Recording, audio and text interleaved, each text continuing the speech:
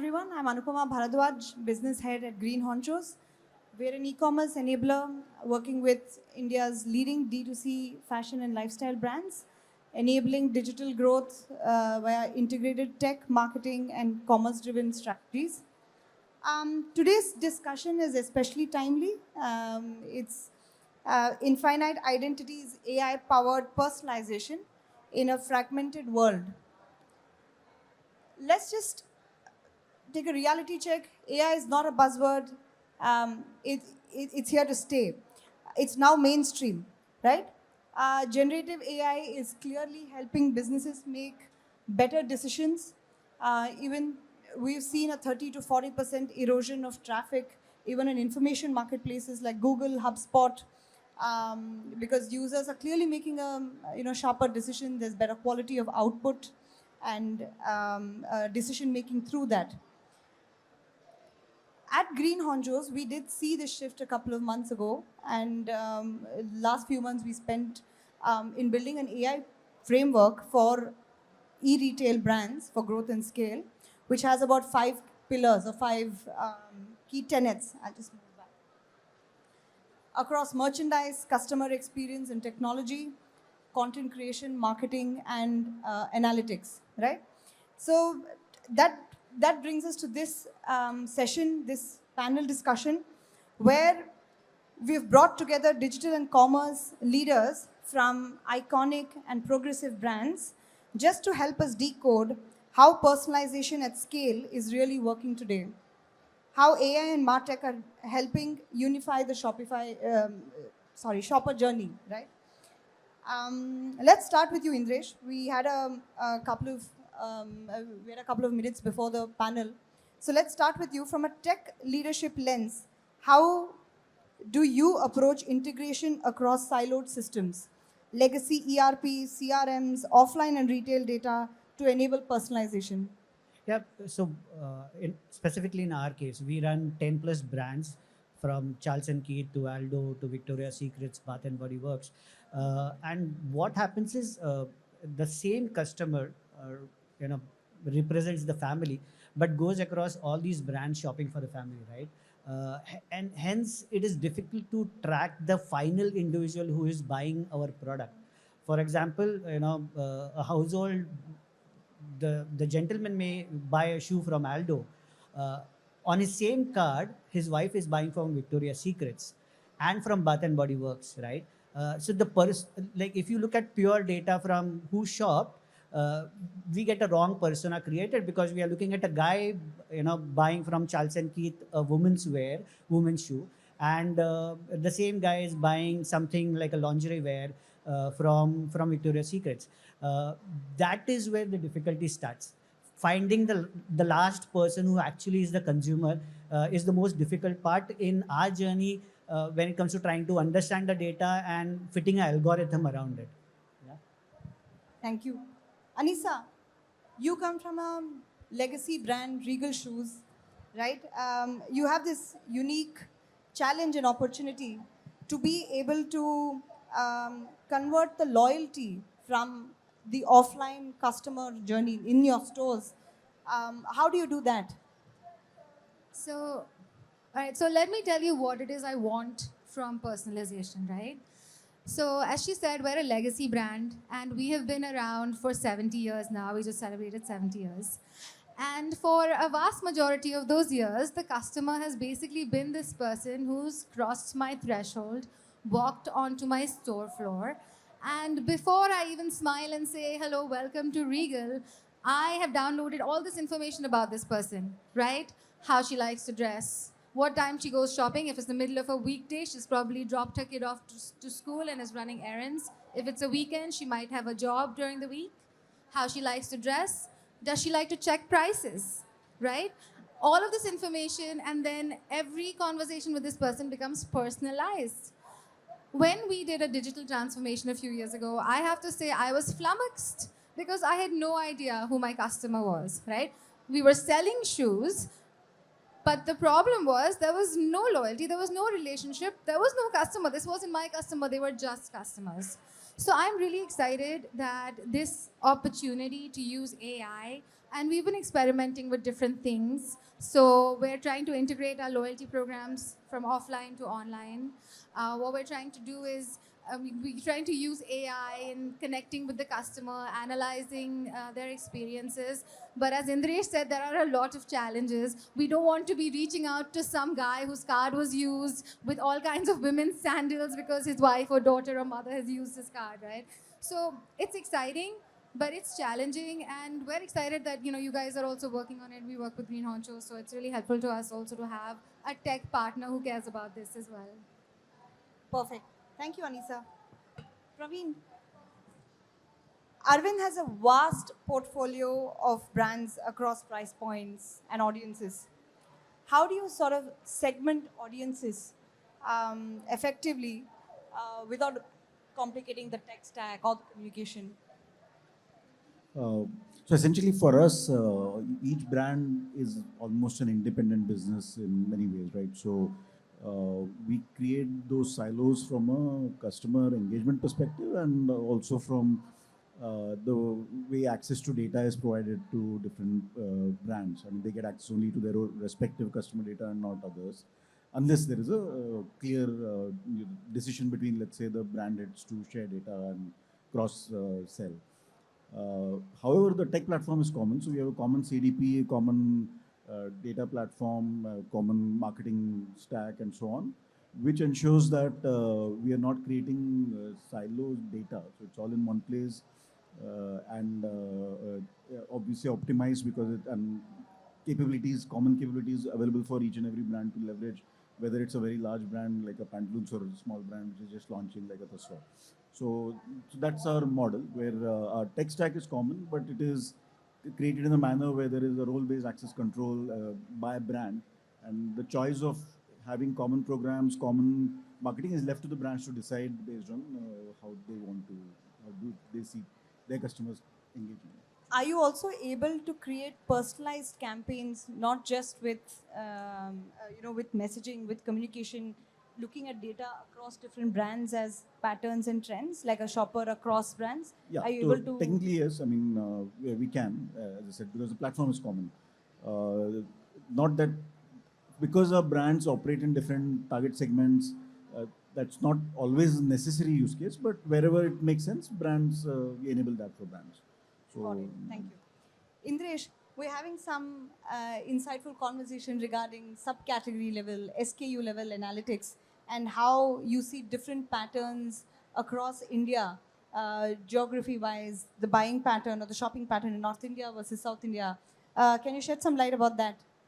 Yeah, so as I said, we are in a unique position where we run 10 plus brands across the length and breadth of India. And Anu was talking about do you do SKU level analysis? Do you use algorithms to understand what SKU sells? We have realized when we build algorithms is SKU doesn't work in our case because we are a fashion driven brand. Every season is a different product, right? We hardly have core. So our allocation and replenishment is a very short cycle. Yeah. So we step back a bit and we look at besides the SKU, we look at the other variables like color or design or pattern. Based on other variables that the SKU has, we decide what will sell the next season. Yeah, I was telling Anu that India behaves very differently. I mean, at a very broad level, I can break India into three parts when it comes to women shopping for their shoes. Right, North India is heels, little flashy, boots during winters, shiny stuff during wedding season. Okay, the other extreme, if you go down, Bangalore, Chennai, Kochi, it's a very conservative female who is shopping for literally flats. Okay, and when you come to Mumbai, Pune, you see a very practical woman who who has a car but is ready to jump in a rickshaw, right? So she is hesitant to buy high heels. Bombay hates boots. It is not designed for Bombay, right? So yeah, so you cannot have a AI model that pans across the country and works perfectly. You have to look at each region as a different behavior pattern. I mean, we are a country, but we behave like EU, right? We have different languages, different lifestyles. Every 100, 200 kilometers, people buy differently, right? So one AI or one algorithm doesn't work across India. It has to be further broken down by regions, further broken down by what part of the country and what season in that part of the country is happening at what point of time, right? Kolkata behaves completely different during the Durga festival compared to the rest of the country. Yeah, Delhi behaves completely different during the wedding season. Yeah, they probably spend the most during the wedding season. Hence, it is fun, but it is difficult to build a common AI algorithm for the entire country. At the end of the day, the customer is also truly connected, right? Like they're experiencing a brand through various formats, various screens, and in a truly fragmented sort of thing. So, Praveen, are there any specific MarTech tools or automation tools that you have that has helped you bridge the gap between digital behavior and offline or in-store behavior? Yeah, so I think that's always a tricky problem. The thing is, when online you get all kinds of signals about the customer journey, right? So you have tools which will track the whole customer journey end to end, personalized based on how the his customer interacting with which products they're looking at and so on. And that's a completely real time algorithm which is doing the personalization on your app or website. So wherever you have an identified customer, you can capture those signals and record it in your CDP. You can also obviously their purchase history you have, their let's say feedbacks and so on you have. Those are available. So depending on what all you store, you can leverage that for personalization, whether it's for campaigns or for customer engagement, in store as well. The in store, the big challenge is identifying the customer, because in most cases the customer's shopping journey doesn't start with identifying the customer, unlike online where you know that. Here you often the customer is browsing and only at checkout is when you really come to identify the customer, when they share their mobile number or loyalty card number or whatever. So that's a challenge. So in some of our brands where there is a far more personalized engagement, let's say the luxury brands, they have a model where they what we call clienteling, where they can engage with the customer as they walk in, get their credential, get their phone number, and then be able to, based on that, be able to actually make personalized recommendations of from the merchandise available based on whatever they would have bought in the past from online or offline, or or feedback, or so whatever signals that you have in your database. You can leverage that and make personalized recommendations, but only because you are able to identify the customer first. But in some formats where it's a walk-in browse format and you're only later on coming to know, but it's usually post, let's say, billing at checkout, you can send out a personalized promo and things like that. But it becomes a bit more difficult when it's offline. How are you also leveraging offline to online, right? You've got a large presence offline. There are lots of formats, lots of customers who are coming and experiencing shopping offline. But you also see that loyalty turn online, where the next purchase is, they're buying through marketplaces or buying through the brand websites or anything. Do you see an omni-channel loyalty program sort of? So all our loyalty programs are omnichannel for each and every brand. And I mean, they're not just omnichannel; they are on a common brand. They can also be multi-brand loyalty programs. So we are still looking at how do we roll that out as a business. But it's completely omnichannel for each brand. So whether you shop an Alan Solly online or offline, once your identity is linked to a phone number, it's seamless. Including your earn burn points online, offline. That's entirely seamless. Got it. Thank you. Anisa, Regal has an extremely strong brand recall, right? Um, do you use data, or how do you use data to be able to deliver, or an AI to be able to deliver a better storytelling, getting the legacy online? Do you use AI with storytelling as well? So our attempt is to make sure that when a customer is on the website, he sort of gets the same feeling he does when he walks into a store, right? And we've got stores across the country, and we have a much larger offline customer base than we do online. When we first started, it was surprising to me that a customer didn't just come onto the website and automatically feel like he was at Regal Shoes, right? Because we got questions like, is this authentic Regal? Yes, it's authentic Regal. What is inauthentic Regal? But then I realized that, there's a lot of work that goes into presenting that brand online as it is offline. And so we do use a lot of AI for content creation as well, and for storytelling. But I think more important than that, the use of AI for making sure the customer knows that I know him is more important, right? Because if I can greet this customer, if I can do a welcome to Regal Shoes and a smile online the same way that I do it offline, then that customer knows that here I believe, right? I believe this is that relationship that I've been chasing, and that helps to translate that loyalty from offline to online. That's what we're chasing. But one problem that we have is that a lot of the customers are now on marketplaces like your Myntra and your Nykaa, and we don't know who that customer is. And actually, I'm curious to ask if you guys have any solutions for trying to retain that customer or bring them back into the family, or maybe through the loyalty program. I don't know. I'm just spitballing here, but So, I mean, it all depends on what's your understanding with the marketplace, right? So, if you have an understanding to share customer data, you can enable it, right? But, do you have this understanding? Maybe I should talk with to the some marketplaces. marketplaces, maybe, right? So, that's a understanding that you need to build. It's not that you don't have the data, because if you're doing shipment, you do get some basic data about the customer. The question is, can you use that? So, that is more a question of what's your understanding with the marketplace. Thank you. I am going to try to have more understanding with my marketplaces after this. I appreciate that. Indresh, with rising CACs, right? How are we leveraging smart discounting strategies, if at all, across brands? And I'm going to ask the same thing to you, Praveen, because it's two spectrums of brands, right? How are we leveraging smart discounting strategies to balance conversion with profitability across channels?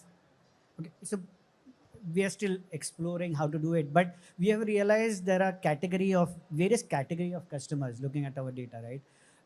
Some customers only come during discounts, end of season sale, Black Friday, that's it, right? There are some customers who don't care about end of season sale. They come whenever they feel like. Okay, it can be pre-Diwali or wedding season, and they are ready to shell out 100%. Okay, pay full price for the product. What happens in traditionally, and we are still trying to figure out how. We know the problem, we know the data. Okay, we are trying to segregate so that we can run campaigns accordingly, right? So why should I send a discount emailer or a notification to somebody who is anyways going to spend full price in my store, right? It defeats the purpose, because now I am moving that full price customer to the discount bucket, and hence taking a hit on my GP, right? Traditionally, the email campaigns work like this. You know, you pick up 2,000 customers, and on Wednesday morning or Friday morning, send out a burst, right? What you're doing is asking the full price customer to come on a Friday and take a discount, right? He's or she is ready to pay full price. Why are you doing it? So we know the problem. We know how the data looks. Okay, we are building. So we have an in-house team to do this. So we are using our in-house team of data scientists and data engineers to figure out how do you differentiate between this, and hence run the campaigns accordingly, rather than bulk loading everything and just 15 paisa one SMS send it to 1 lakh customer. It doesn't work.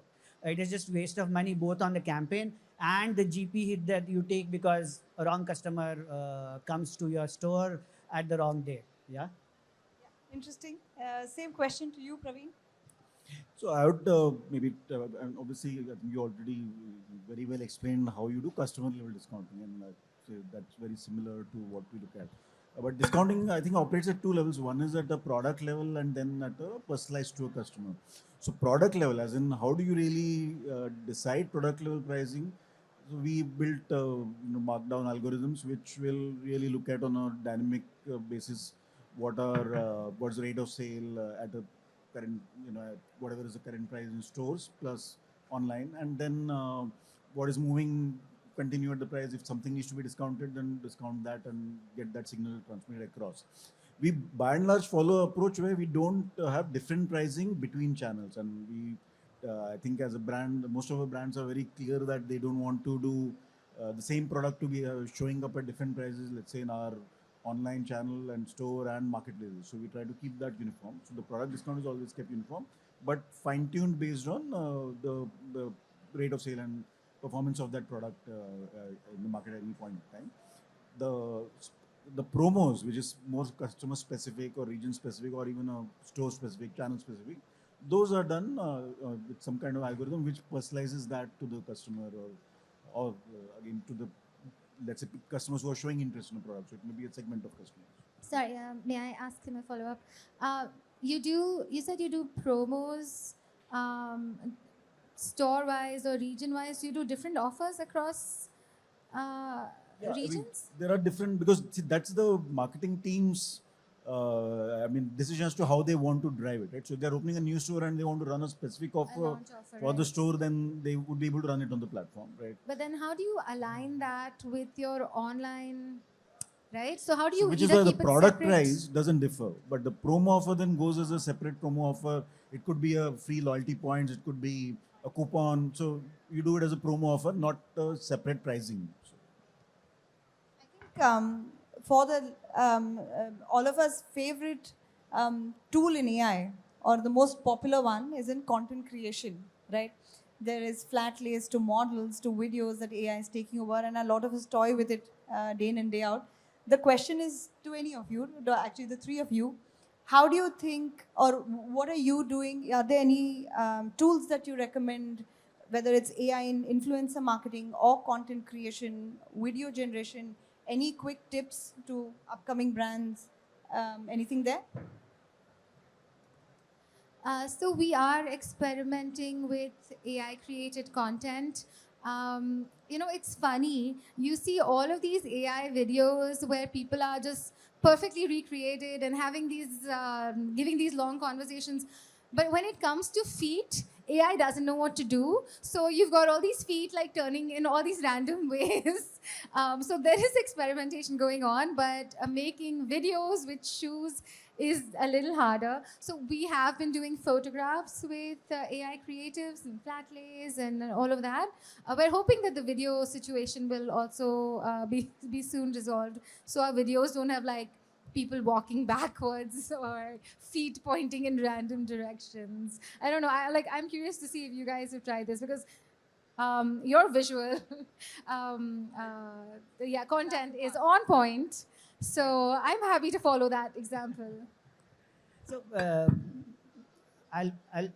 there are two buckets, right, for us as an organization. One bucket is hardcore data, okay, where I have my own data scientists and data engineers working on the core data. Okay. The second bucket is more curiosity driven right now. So we do work with startups.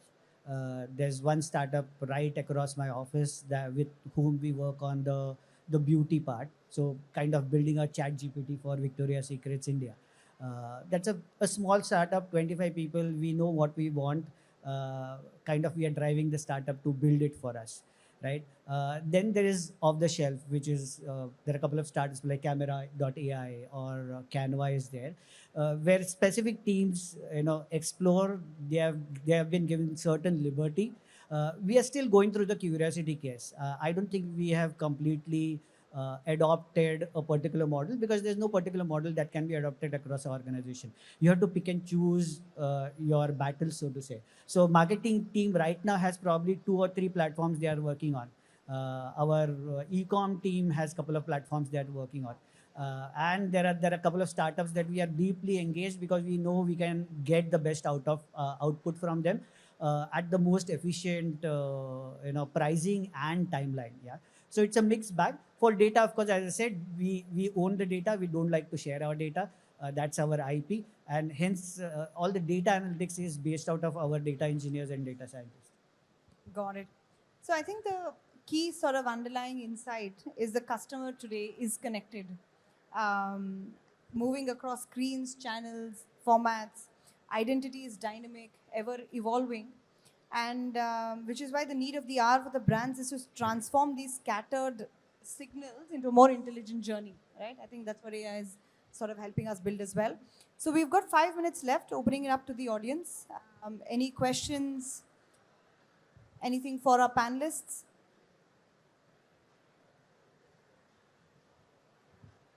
Hello, hi.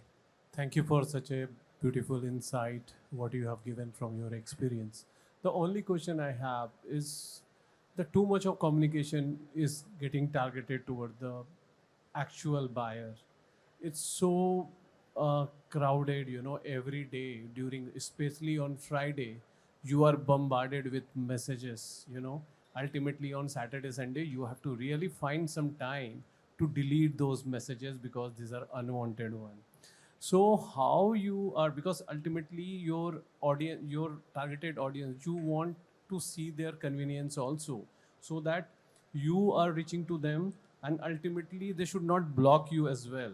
So how you are using AI, or you are going to use AI to reach to the right audience and ultimately attract them to come. See, it's a greeting what you have said when the customer is coming to your store, or you're greeting with them their name. It's really a great experience.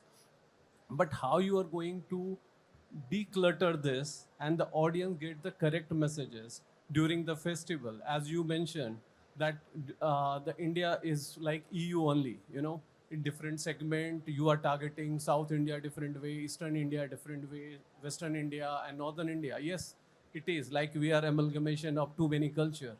So how this you are going to address this issue where customers should not be bombarded by using the AI? Any of you happy to? No, I think you're talking about more of an ecosystem problem than it's not a brand thing, because it's not about any one brand doing or not doing. What we and the challenge is, and you're right. I mean, it's become so easy to today communicate to a customer, and there are so many channels, right? You can do SMS, WhatsApp, email. You can, if you have an app, web, then you can do alerts. So it's a point of how do you use your different channels and what do you communicate. It's always a mix.